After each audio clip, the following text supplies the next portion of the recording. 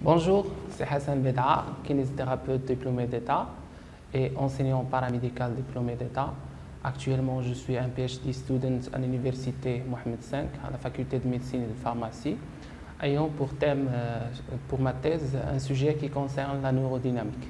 Et donc, dans le même sens, aujourd'hui, je vais vous parler un peu de la neurodynamique, qui est un concept malheureusement sous-utilisé, sous-estimé au Maroc et qui prend beaucoup de place partout dans le monde.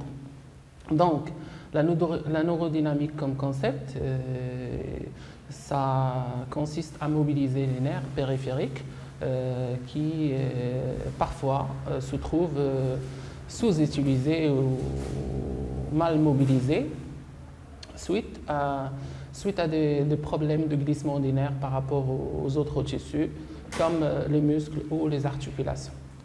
Alors, comme je vous ai dit, aujourd'hui, je vais vous parler d'un exemple de la mobilisation neurodynamique.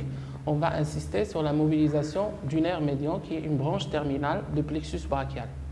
Pourquoi mobiliser le nerf médian? Parce que dans beaucoup de situations, on aura un défaut de glissement de ce nerf ou un défaut d'élasticité et qui va, c'est-à-dire, se manifester par des douleurs qui vont gêner la fonction quotidienne.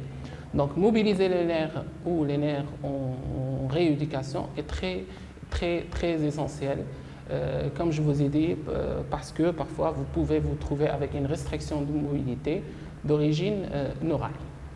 Donc, la neurodynamique s'appuie essentiellement sur des tests de mise en tension neurale qui, pour le membre supérieur, s'appelle Upper Limb Neural Test.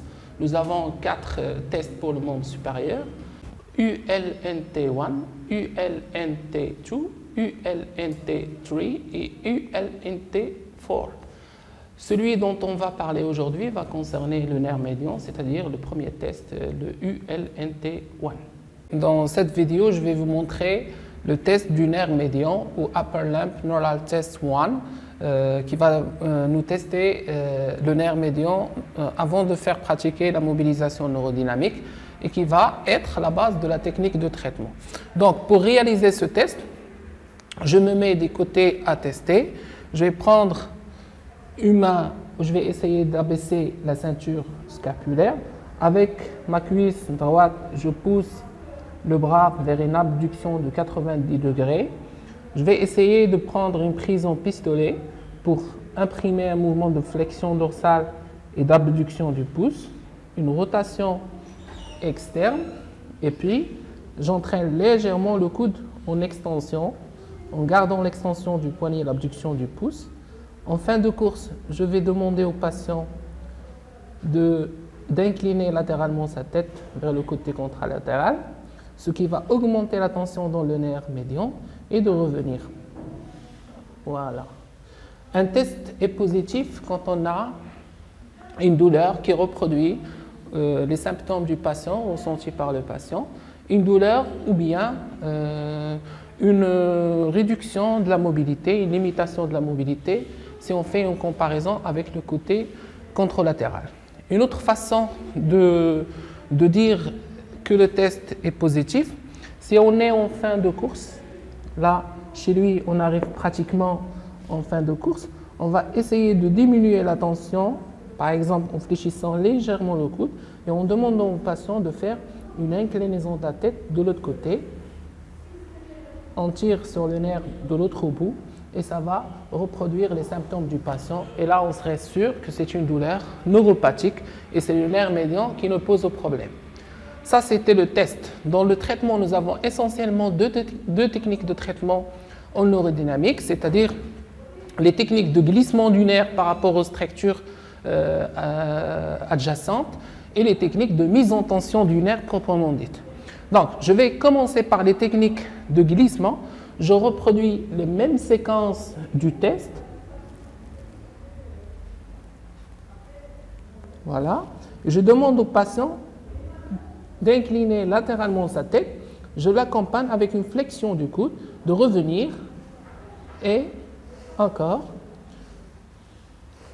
Cette technique va faciliter le glissement du nerf par rapport aux structures qu'il traverse. Pour le nerf médian, on peut avoir un accrochage au niveau de la pince costoclaviculaire, avec les muscles scalènes, avec le muscle petit pectoral, ou s'il y a une tête humérale antérieure. On peut même avoir un accrochage du nerf médian avec le muscle rond pronateur au niveau de l'avant-bras, ou bien au niveau du canal carpien. Tu me suis là? Vers ce côté, voilà, de l'autre côté, voilà. Ou bien au niveau même du canal carpien. Ces techniques de glissement du nerf facilitent, comme je vous ai dit, le glissement du nerf par rapport aux structures, qui soient musculaires, qui soient articulaires ou autres, et redonnent de la mobilité. Ça, c'est en un premier temps. Deuxième technique, la même chose, mais c'est une technique de mise en tension du nerf. On procède de la même façon. Voilà. Et je demande au patient de incliner la tête latéralement et je diminue la tension sur le nerf en fléchissant le coude, puis je l'augmente en étendant le coude. Je peux travailler avec un autre pivot poignet ou un autre pivot ceinture scapulaire, mais c'est plus facile de travailler avec le pivot coude. Et qu'est-ce que je fais là? J'essaye d'augmenter la longueur du nerf, mais progressivement en jouant dans une marge de mobilité qui est très réduite, dans la limite de la raideur ou de la douleur ressentie par le patient. Ces techniques de mobilisation neurale ne doivent pas être pratiquées en posture. Ça a un risque de faire une ischémie neurale qui est très néfaste pour le nerf périphérique.